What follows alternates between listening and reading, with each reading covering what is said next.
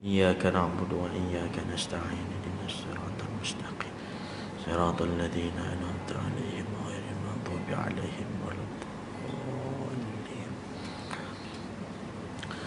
أعوذ بالله من الشيطان الرجيم. بسم الله الرحمن الرحيم. الحمد لله والصلاة والسلام على سيدنا رسول الله سيدنا محمد ابن عبد الله وعلى آله وصحبه ومن والاه. سبحانك لا علم لنا إلا ما علمتنا إنك أنت العليم الحكيم وتب علينا يا مولانا إنك أنت التواب الرحيم. وصلى الله على سيد المرسلين وعلى آله وصحبه أجمعين والحمد لله رب العالمين وثم أما بعد. السلام عليكم ورحمة الله وبركاته. Alhamdulillah, segala puji dan syukur hanya sahaja bagi Allah Subhanahu wa ta'ala atas limpah kurnia dan belas ihsan daripada Allah memberikan kesempatan kepada kita di hari yang penuh dengan barakah, dalam tempat yang baik, dalam majlis yang baik, dengan niat yang baik. Mudah-mudahan menjadi asbab kita mendapat kebaikan dunia dan juga akhirat insya-Allah taala. Saya muliakan tuan pengerusi serta ahli jawatan kuasa, para asatizah, tuan imam, tuan Bilal dan para jemaah yang dimuliakan Allah Subhanahu wa taala. Di kesempatan yang ada, sama-sama kita rafa'kan kesyukuran kehadrat Allah Subhanahu wa ta'ala di atas nikmat, rahmat, rezeki yang Allah kurniakan yang tak mungkin dan mustahil untuk kita hitung satu persatu, kerana terlalu banyak akan nikmat yang diberikan Allah, khususnya nikmat yang diberikan pada hari ini yang sangat besar. Nikmat dicampakkan iman dalam hati kita dan menjadi umat Nabi Muhammad sallallahu alaihi wa ala alihi wasallam. Dan masihlah hidup kita ini dan bernapas kita hari ini dengan nikmat iman tersebut. Mudah-mudahan istiqamah dan juga kita ini berkekalanlah ia sehingga kita sampailah waktu untuk berjumpa dengan Allah Jalla wa Ala, iaitu pada hari pertemuan kita bertemu dengan Allah dalam keadaan kita ini diridai Allah Subhanahu wa taala. Tuan-tuan yang dimuliakan Allah Subhanahu wa taala, kita mengambil sedikit ruang dan waktu yang ada untuk membicarakan berkenaan dengan peristiwa yang berkait khususnya pada bulan yang sedang kita masuk pada hari ini, yakni bulan yang mana telah masuk sudah pun hampir ke penghujungnya, bulan yang berkah dinamakan bulan Rajab. Sehinggalah kita baca doa dalam bulan tersebut ataupun bulan ini dengan yang diajarkan oleh baginda Nabi Muhammad sallallahu alaihi wasallam, Allahumma barik lana fi Rajab wa Sya'ban wa ballighna Ramadan. Doa yang kita baca itu diajarkan oleh Nabi sallallahu alaihi wasallam. Kalau kita lihat kaitan doa itu yang diajar ataupun apa yang cuba disampaikan oleh baginda Nabi, bila kita baca doa tu, jangan kita nampak oh doa tu nak ajak kita supaya minta berkat bulan Rajab. Semata-mata itu sahaja yang kita nampak. Tidaklah ianya satu kesalahan. Betul, memang doa tu kita minta, ya Allah berkatilah kami dalam bulan Rajab. Ianya betul. Tapi yang cuba kita lihat renung lebih jauh lagi dalam doa itu, yang cantiknya apa? Nabi cuba ajarkan dekat kita. Kita terbaca, bila kita baca sampai perhabis, kita akan dapati ia bukan semata-mata Rajab, tetapi dalamnya ada Sya'ban, dalam doa itu ada Ramadan. Maknanya apa yang saya cuba sebutkan di sini, Nabi SAW nak bagi tahu tentang satu bulan yang sangat-sangat istimewa untuk umat ini, iaitu bulan Ramadan. Tetapi persiapan kita, persediaan kita untuk masuk ke Ramadan itu bukannya bermula Ramadan, tapi daripada Rajab kita dah start. Pasal itu kita baca Allahumma barik lana fi Rajab ni, Rajab dengan Sya'ban ni minta nak sampai Ramadan tu. Daripada awal kita dah minta doa dah, tuan-tuan yang dimuliakan Allah Subhanahu wa taala. Supaya apa? Supaya kita nanti bila masuk Ramadan, kita jadi orang yang bertuhankan Ramadan, minta maaf, bertuhankan Allah dalam Ramadan, bukan bertuhankan Ramadan. Syekh Yusuf Qaradawi sebut apa? Kun rabbaniyun wala takun ramadaniyun. Jadilah kamu tu orang hamba yang bertuhankan Allah, bukan bertuhankan Ramadan. Maksudnya apa bertuhankan Ramadan ni? Dia jadi hamba yang taat ni bila Ramadan dah ada jadi hamba, dah habis Ramadan dah tak ada dah. Jadi Tuhan dia tu Ramadan, bukannya Allah Taala. Dia beribadat di bila Ramadan, dia semangat ibadat, bulan lain dah tak ada, dah hilang dah. Wal'iyadzubillah. Walhasilnya bukan kita nak cerita yang itu, cuma kita nak bagi tahu tentang barakah Rajabnya. Ada satu peristiwa setiap kali masuk Rajab daripada dulu sampai ke hari ini, mana-mana masjid, mana-mana surau, biasanya akan diperbahaskan tentang satu peristiwa yang sangat besar yang berlaku kepada baginda Nabi kita, iaitu Al-Isra' wal Mi'raj. Isra' wal Mi'raj ini berjadi khilaf antara ulama tentang tarikh berlakunya dia. Berlaku juga khilaf tentang bulannya. Akan tetapi tiada khilaf yang ianya berlaku. Jadi tak jadi satu kepentingan bagi kita umat hari ini untuk bergaduh berkelahi tentang tarikh dan bulan bila berlaku. Buang masa sungguh lah akhir zaman umat kita duk sibuk bergaduh. Bukan Rajab, Ramadan berlaku dia. Bukan Ramadan, Syawal berlaku dia. Tak berlaku, tak berlaku. Berlaku, dah berlaku, sudahlah. Maknanya ia confirm terjadi. Seperti orang bahaskan tentang Maulid Nabi SAW, sememangnya berlakunya perbezaan pendapat antara ulama tentang lahirnya Nabi bila. Tapi yang pastinya Nabi memang lahir, cukuplah. Nabi ada ke tak ada? Ada. Adapun bila berlaku itu khilaf rahmah. Tak mengapa, tak ada masalah. Tidak ditanya dalam kubur nanti, malaikat tak datang soal kepada kita. Soalan tambahannya, bilakah tarikh lahir Nabi secara tepat? Salah jawab masuk neraka. Tak. Begitu juga peristiwa Isra' wal Mi'raj. Dan saya ambil kesempatan masa yang ada juga untuk kita sama-sama ulang kaji, muzakarah ataupun muraja'ah. Saya tidak akan menceritakan tentang perjalanan Isra' wal Mi'raj. Dan walhasilnya, tuan-tuan yang dimuliakan Allah, kebanyakan tuan-tuan yang ada di sini berpangkat ayah-ayah, kalau diceritakan balik tentang Isra' Mi'raj, perjalanan Nabi daripada ni ke sini, naik ke langit, apa nampak, apa jumpa. Kalau tuan-tuan yang maksudnya yang lebih tua daripada saya ceritakan benda ni, silap-silap cerita tu lebih banyak, lebih lancarkan cerita tu daripada saya. Maksudnya sebab apa? Sebab daripada kecil dia dengar cerita yang sama lah. Memang daripada tuan-tuan lahir, memang daripada kita beranak dulu pun memang cerita tu lah. Daripada Masjid Aqsa, Masjid Haram ke Masjid Aqsa. Isra' Mi'raj tu apa? Tanyalah siapa pun. Daripada Masjid Haram, Masjid Aqsa, betul naik langit, ambil sembahyang, turun balik, habis kan. Dia tak ada cerita lain, dia tak boleh tukar. Dia tuan-tuan kalau dengar orang satu ustaz cerita pasal Isra' Mi'raj, dia cerita Nabi daripada Masjid Haram pergi Masjid Aqsa, tuan-tuan pun cakap, saya dah dengar dah 20 tahun dah ustaz, tak ada cerita lain, tak ada yang baru sikit ke? Dia tak boleh tukar. Dia memang tak boleh nak tukar daripada Shah Alam pi ke Subang, dia tak boleh tukar. Dia memang cerita dia tu ya. Tetapi pengajaran dia tu, kita cerita berulang kali kerana pengajarannya itu, bila cerita tentang manusia, bernama insan, berasal daripada perkataan nasiya. Nasiya ni maksudnya lupa. Manusia ni dia cepat lupa. Cerita ulang kali supaya pengajaran dia tidak dilupakan cepat. Jadi makin dicerita makin diingat, makin dicerita makin bertambah kasih, makin dicerita makin bertambah sayang kepada baginda Nabi SAW. Jadi Isra' wal Mi'raj, benda pertama kita nak cerita pada malam ini adalah kenapa Isra' Mi'raj tu terjadi. Jadi saya tak ceritalah perjalanan dia dah, tuan-tuan pun dah sedia maklum. Cerita perjalanan dia itu memang sedia maklum. Dalam surah Al-Isra' Allah sebut dalam juzuk 15, Subhanalladzi asra bi'abdihi laylan minal masjidil haram ilal masjidil aqsa. Jadi kita ceritakan dengan orang biar betul, iaitu Nabi dijalankan oleh Allah daripada Masjid Haram ke Masjid Aqsa, bukan daripada Mekah ke Palestin.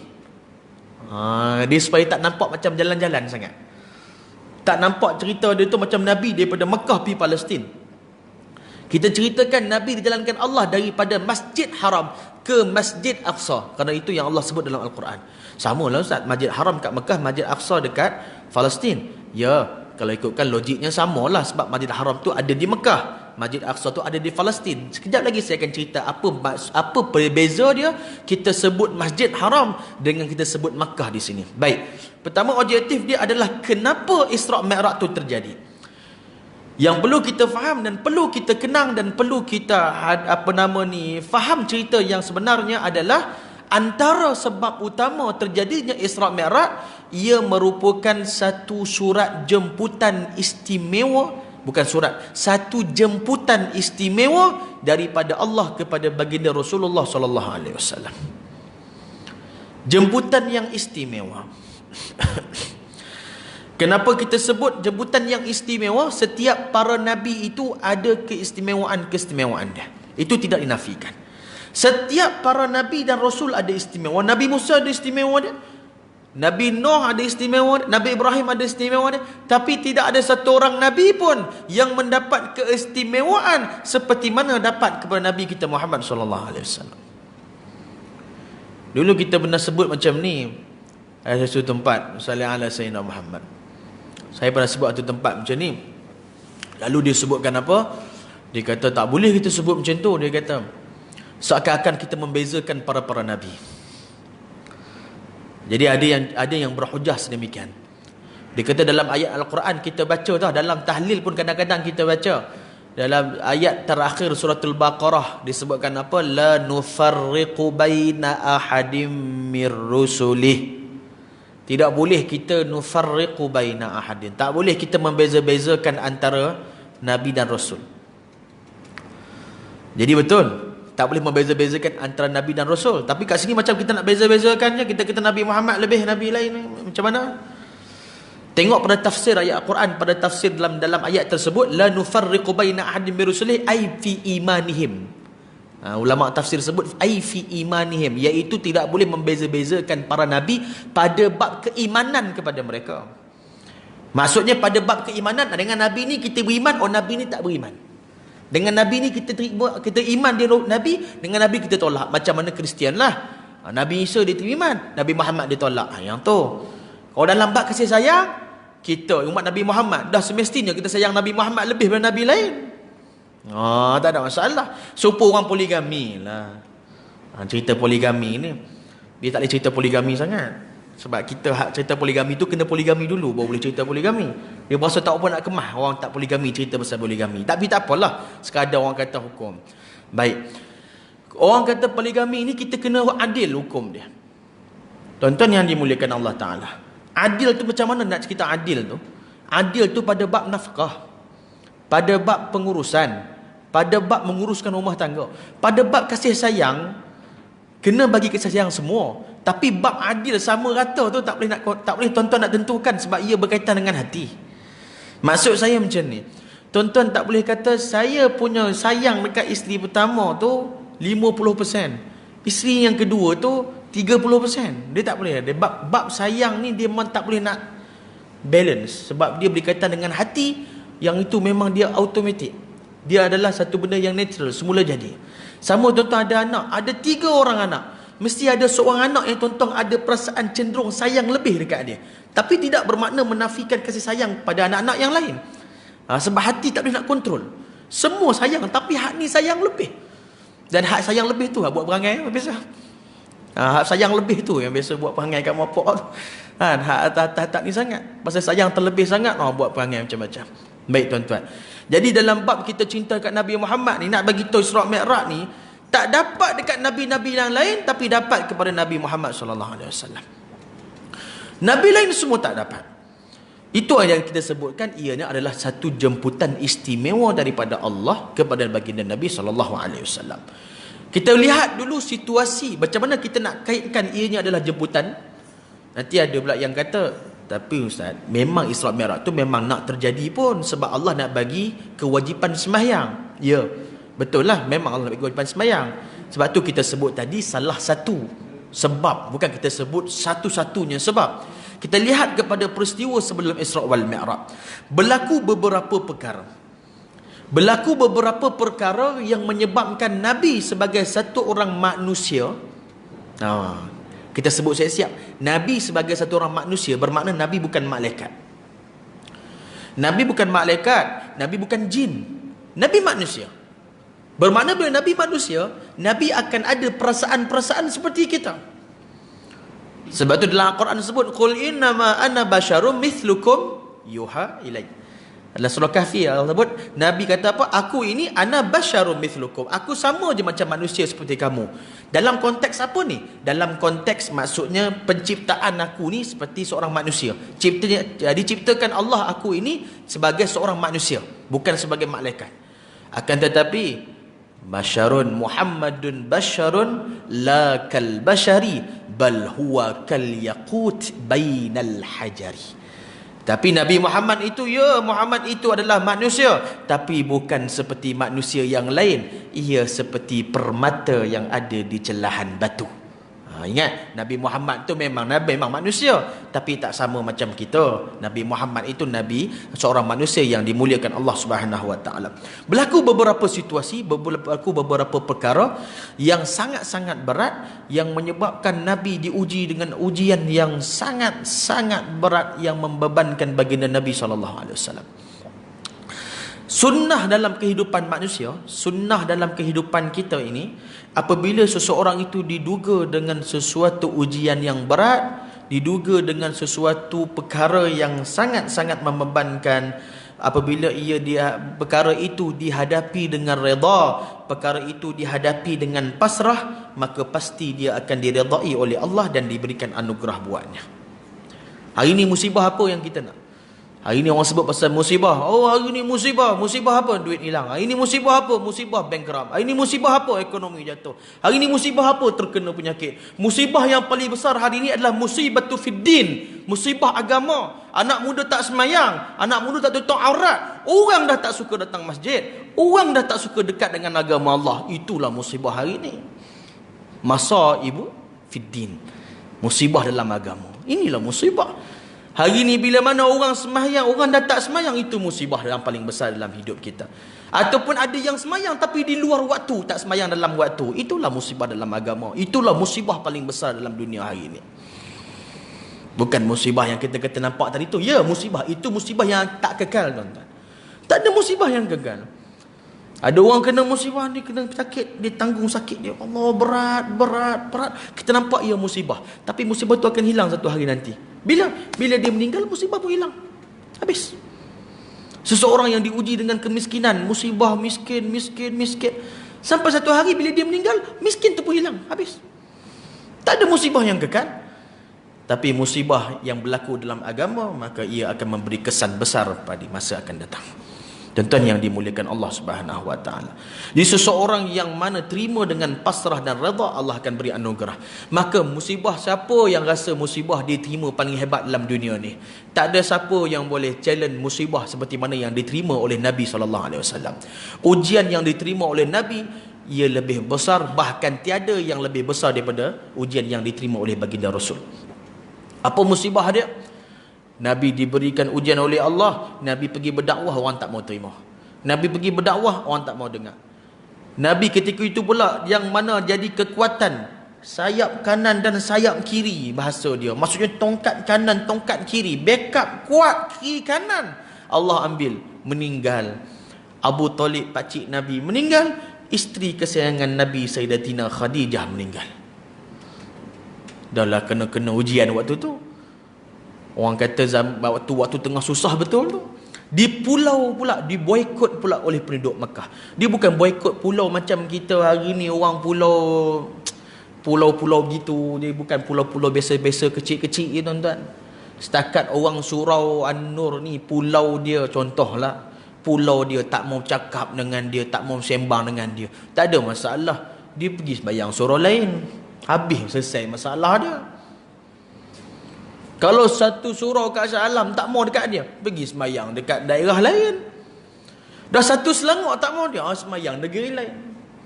Boleh pergi mana-mana aja kalau tak mau duduk situ pun. Maksudnya taklah satu masalah besar pun hari ni. Tapi ketika itu mereka dipulau oleh penduduk kelahiran negeri baginda sendiri, iaitu penduduk Makkah. Mereka pulau Nabi dan para sahabat, sehingga kan tidak ada apa-apa muamalah, sama ada jual beli ataupun nikah kahwin atau apa-apa sahaja komunikasi antara orang Islam dengan orang bukan Islam ketika itu. Bahkan jual beli pun tak ada. Tuan-tuan bayangkan kalau jual beli tak ada, mereka nak makan macam mana? Bukan pi minta sedekah ni, pi nak beli makanan. Saya nak beli gandum sikit, tak. Kami takkan jual kepada orang Islam. Oh, berat waktu tu, susah. Jadi waktu tu bila nak susah, waktu tu keadaan yang ketika itu menyebabkan Nabi dan para sahabat dalam keadaan tak makan. Dalam Syama'il Muhammadiyah diceritakan ada sahabat-sahabat cerita balik dengan tabi'in selepas tu, kami pernah bila dia nampak ada orang makan, dia nampak ada orang makan dengan tabi'in, dia pun makan sedap lah, makan sedap semua. Dia menangis lah, sahabat tu menangis. Terus yang tabi'in cakap, kenapa kau menangis? Dia kata, sebab aku teringat zaman Nabi dulu, aku dengan Nabi. Kenapa? Pasal kami sebelum ni lah, sebelum hijrah tu, yakni sebelum bahasa berlaku orang kata pemulauan tu, maksudnya orang-orang Mekah tengah pulau kami tak ada benda nak makan, jadi kami ambil daun-daun tu lah. Kami ambil daun-daun tu, kami letak air sikit, tak ayak sikit atas tangan tu, kami pecah-pecahkan, kami makan lah. Makan daun-daun tu. Dia daun-daun yang kami makan tu, kambing pun tak mau makan. Maksudnya daun tu kambing pun tak mau makan. Kami makan daun-daun. Sehingga bila kami buang najis, kami buang air besar, najis kami macam najis kambing ni pun. Dia sahabat-sahabat dengan Nabi masa tu. Sayyidatina Khadijah, antara yang diuji. Sayyidah Khadijah radhiyallahu anha ketika itu dalam keadaan sakit. Sakit yang hampir-hampir kepada wafat. Sayyidah Khadijah ketika itu sakit, Nabi tak boleh nak beli ubat, tak boleh, nak beli makanan tak boleh, orang Mekah tak mau jual. Bila Nabi balik ke rumah, Nabi tengok Khadijah waktu tu sedang kat rumah dengan anaknya Fatimah, Sayyidatina Fatimah, anak bongsu Nabi, putri Nabi. Oh, dia putri bongsu pula, jadi kesayangan Nabi lah Fatimah radhiyallahu anha wa ardaha, Sayyidina Al-Batul. Jadi sampai saja Nabi ke rumah, Nabi tengok Khadijah tengah dengan Fatimah. Maka Nabi sampai, Khadijah bangun. Sayyidah Khadijah bangun nak sambut suami dia. Ini isteri salihah. Subhanallah, dia bangun nak sambut suami dia. Wah, ni isteri-isteri kena ambil pengajaran lah, kan? Maksudnya hari ni beberapa kali suami balik, bukan suruh wajib bangun, tapi ada satu tanda penghormatan lah. Bukan wajib. Cuba kalau yang masuk tu daripada berdiri masuk rumah, duduk lagi ke? Ada duduk lagi ke? Duduk bersandar relax. Tak, dia bangun, dia sambut. Oh, PM masang, kan? Tapi ni kalau suami bangun kadang-kadang tu sampai dia tak sedar dia. Dok main telefon tu pusing-pusing, bila awak balik dah? Dia tak perasan suami dia balik. La ilaha illallah. Salihlah Sayyidina Muhammad. Jadi Sayyidina Khadijah bangun. Nabi kita duduk, Khadijah, duduk isteri kau sakit. Maka Nabi sallallahu alaihi Sayyidina Muhammad dikatakan bahawa ketika itu tak silap saya sedang menyusu ataupun sedang apa. Lalu Sayyidina Nabi melihat Khadijah yang sedang menyusu waktu itu bukan susu tapi darah keluar daripada badan Khadijah radhiyallahu anha. Nabi baring di paha Khadijah radhiyallahu anha. Nabi penat, Nabi letih. Nabi pergi dakwah sana, Nabi pergi dakwah sini, orang tak mau dengar. Nabi bukan pergi minta duit orang, Nabi tak minta harta, Nabi tak minta duit. Nabi tak minta apa-apa pun. Nabi tak minta apa-apa balasan pun. Nabi cuma ajak jom sembah Allah, tinggalkan kesyirikan, balik tauhid kepada Allah. Nabi ajak benda tu ya. Tapi dia berbuat Nabi macam-macam. Sallallahu alaihi Sayyidina Muhammad. Jadi itulah ujian-ujian yang Nabi terima. Sehingga kan ketika itu tempat yang paling dekat untuk Nabi pergi mana? Taif. Jadi itulah peristiwa yang paling besar. Sehingga kan ditanyakan Aisyah radhiyallahu anha tanya pada Nabi Muhammad, Rasulullah, apakah peristiwa yang sangat besar yang kau tak boleh lupakan? Apa kata Nabi? Taif. Sebab apa tuan-tuan? Sebab Nabi ada harapan yang sangat tinggi. Harapan Nabi waktu itu sangat tinggi. Nabi waktu itu harap sangat, terlalu harap agar orang-orang Taif terima Islam, agar Nabi dapat bawa semua orang ni pindah ke sana. Tapi bila Nabi sampai di sana, mula-mula mereka dengar lah, mereka bagi ruang Nabi bercakap. Akhirnya mereka olok-olok, mereka buat benda yang lebih teruk daripada apa yang orang Mekah buat. Maksudnya yang duduk dekat Mekah buat. Mereka balik batu dekat Nabi sampai berkocak kasut Nabi dengan darah. Budak-budak kecilnya baling batu sambil ejek Nabi Muhammad sallallahu alaihi wa ala alihi wa sahbihi wa baraka wasallam. Jadi kat situ bila Nabi punya usaha dakwah tu menjadi satu pengajaran untuk kita. Jangan, tidak ada erti putus asa dalam kita nak ajak orang buat baik. Jangan sebut dakwah sangat. Orang kita hari ni bila kita sebut dakwah, dia faham dakwah ni macam ni lah, macam ni. Dakwah ni macam ni lah, macam duduk atas meja ni ceramah. Payahlah. Kan, bukan semua salih alaihi Muhammad boleh berkata-kata ataupun boleh mengeluarkan dalil. Kita sebut dakwah tu, kita tukarkan ke bahasa Melayu yang senang untuk difahami, ajak orang buat baik. Jadi ajak orang buat baik ni dia lebih umum lah. Orang nampak umum ni semua orang boleh buat. Betul lah. Semua orang boleh buat, ajak orang buat baik. Kaum ini, umat Nabi Muhammad ni, Allah sebut dalam Al-Quran, kuntum khaira ummah.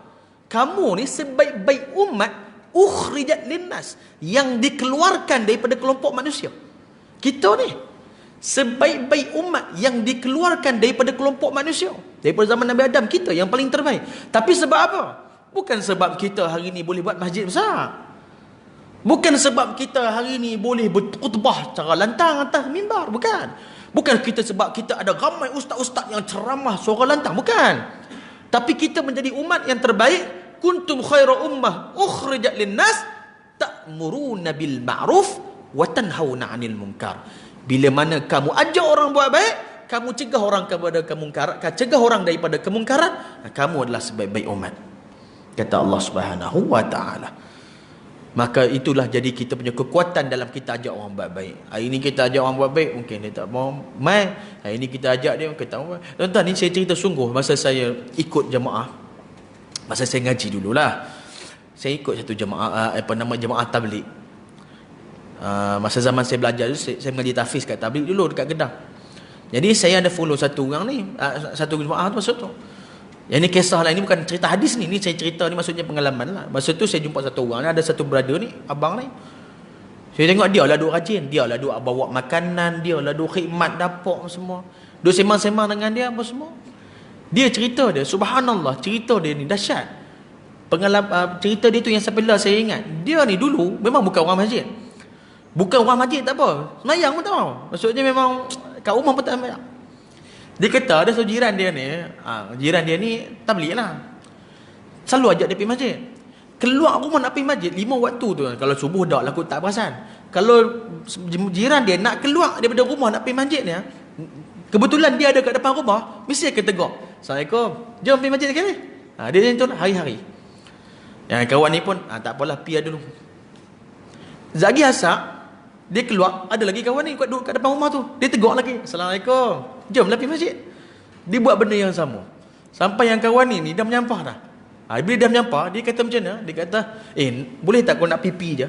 Jangan duk ajak aku. Hampir je lah, aku tahu lah. Dia marah lah. Habis hak jiran dia ni, orang kata hati kerah nanti. Ketegak dia ni, bukannya calang-calang orang ni. Dia kata, orang kata jenis hati tu memang orang kata kerah. Tak mengaku kalah dah. Ajak lagi, esok ajak lagi. Dia ajak lagi. Sampai kawan ni dah bulan angin, dah punya orang kata nek orang kata panas tu. Dia kata, tunggu Ustaz. Masuk alam dia ambil baju. Jom, nak pergi sangat, jom. Dia pergi, sejak hari tu dia pergi, melekat sampai lah. Tak, maksudnya tak tinggal masjid dah. Nak kata, dakwah tu subhanallah. Perlukah dia kata, jomlah pergi masjid. Dia tak perlu cakap, jomlah pergi masjid. Umur dah tua, nanti mati, tak ada pergi masjid. Tak payah cakap macam tu, tak payah. Kita just, jom pergi masjid. Dia secara lembut dah. Pergi. Subhanallahilazim. Nak kata Allah punya kuasa, kalau nak bagi orang hidayah, Allah boleh bagi bila-bila masa dan dengan apa saja asbab sekalipun. Baik, jadi tuan-tuan yang dimuliakan Allah Ta'ala, balik pada tadi, bila Nabi dah pergi ke Taif, dalam keadaan Nabi peristiwa Nabi meninggal pula Sayyidah Khadijah. Sayyidah Khadijah satu orang wanita hebat tuan-tuan. Dia kaya tuan-tuan, bangsawan, hartawan, sangat orang kaya, sangat-sangat kaya. Ada pakar-pakar sejarah mengatakan 2/3 harta yang ada di Makkah adalah milik Khadijah. 2/3 ketika itu harta yang ada di Makkah milik Khadijah. Kaya. Nak compare dengan hari ni, kaya lagi lah. Sebab waktu tu orang kata zaman tu kaya dah Sayyidah Khadijah waktu tu. Seorang ibu, seorang orang kata isteri yang janda lah, seorang janda. Sayyidah Khadijah, dia seorang janda. Beliau dah berkahwin dengan 2 orang lelaki sebelum berkahwin dengan Nabi Muhammad. Kemudian baru dikahwin dengan Rasulullah, suami yang ketiga. Jadi memang kaya, sangat-sangat kaya. Lebih kaya daripada orang kata masalah ala Sayyidina Muhammad, Abu Jahal ke Abu Lahab ke, lebih kaya lah. Yang Abu Jahal semua tu taklah kaya sangat macam mana Khadijah. Jadi berkahwin dengan Nabi Muhammad. Tapi bila dah kahwin dengan Rasulullah, segala hartanya dikorbankan untuk perjuangan Nabi dalam menegakkan kalimah Allah. Akhirnya ketika Khadijah wafat, tidak ada satu kain yang boleh menutupi seluruh jasad Khadijah radhiyallahu taala anha wa ardhah. Akhirnya malaikat datang memberikan kepada Nabi Muhammad kain untuk dikafankan Sayyidina Khadijah radhiyallahu taala anha wa ardhah. Jadi Nabi banyak, maksudnya ujian-ujian yang Nabi kena masa tu, sehingga menyebabkan Nabi jadi sedih, Nabi jadi lemah, Nabi jadi down. Tapi subhanallahil azim, tuan-tuan, Nabi ini istimewa. Saya sebut tadi, Nabi Musa, sebelum Allah perintahkan Nabi Musa pergi berdakwah pada Firaun, dalam surah Taha, apa yang Nabi Musa buat? Sebelum Nabi Musa pergi pada Firaun, Rabbi syrah li sadri wa yassir li amri wahlul 'uqdatam min lisani. Doa dulu pada Allah, Rabbi syrah li sadri, ya Allah, lapangkan dada aku nak pergi jumpa Firaun ni. Beza dengan Nabi Muhammad. Nabi Muhammad pergi pada Taif, belum Nabi Muhammad doa lagi, Allah dah alam nashrah laka sadrak. Nabi Musa minta doa dulu pada Allah, lapangkan dada sebelum jumpa Firaun. Hebatnya Nabi Muhammad, belum doa, Allah dah alam nashrah laka sadrak. Bukankah kami dah lapangkan dadamu, wahai Nabi Muhammad sallallahu alaihi wasallam. Jadi beza kat situ, bezanya ketinggian Nabi Muhammad, kemuliaan Nabi Muhammad. Sebab itu bila berkocaknya darah Nabi, datang malaikat yang menjaga dua gunung. Wahai Rasulullah, izinkan kami untuk kami timpakan gunung ini di atas kaum yang menyebabkan kau terluka. Kata Nabi, la fa innahum qaumun la ya'lamun.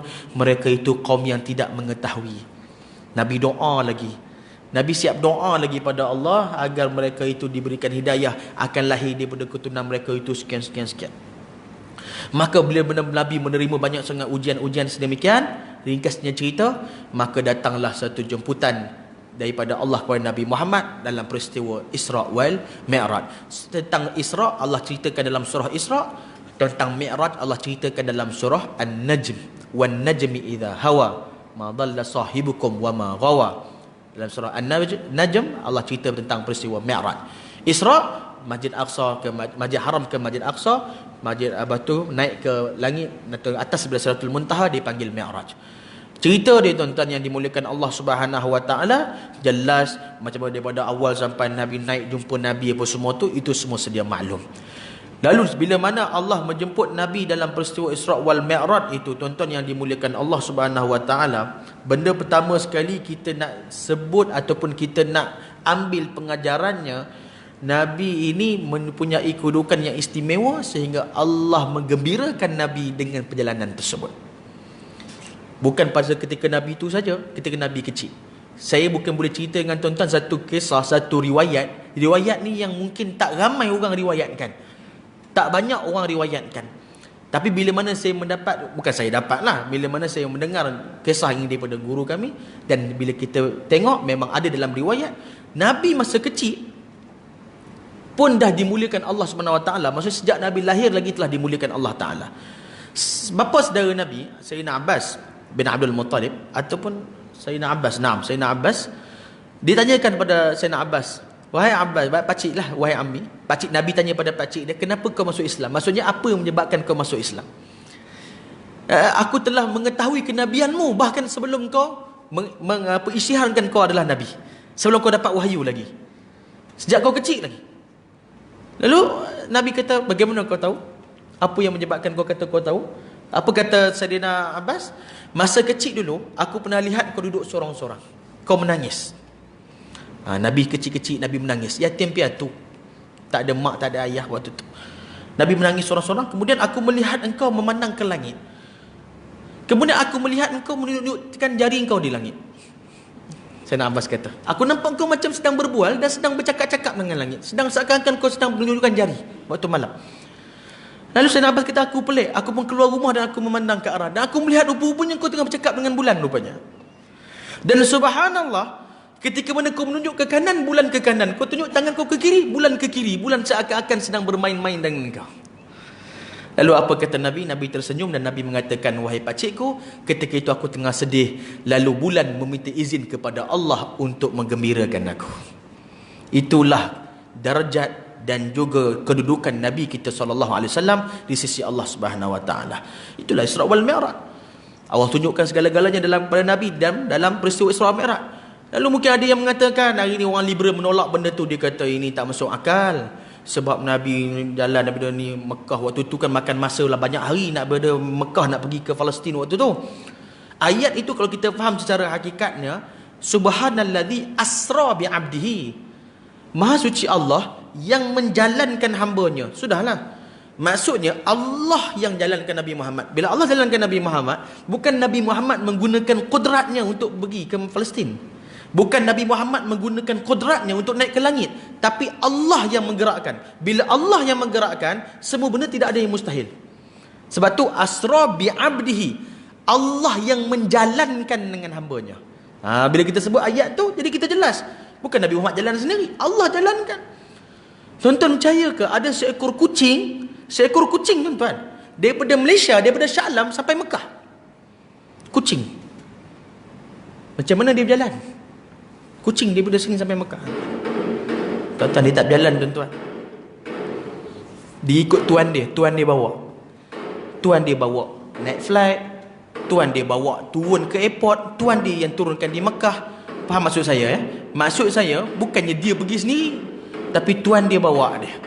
Jadi subhanallah, Allah yang menggerakkan Nabi Muhammad, dan begitulah sampai ke Masjid Aqsa, dan kemudian sampailah ke langit untuk berjumpa dengan Allah Subhanahu Wa Taala. Jadi tuan-tuan yang dimuliakan Allah, masa pun telah habis. Saya tidak berniat untuk memanjangkan lagi.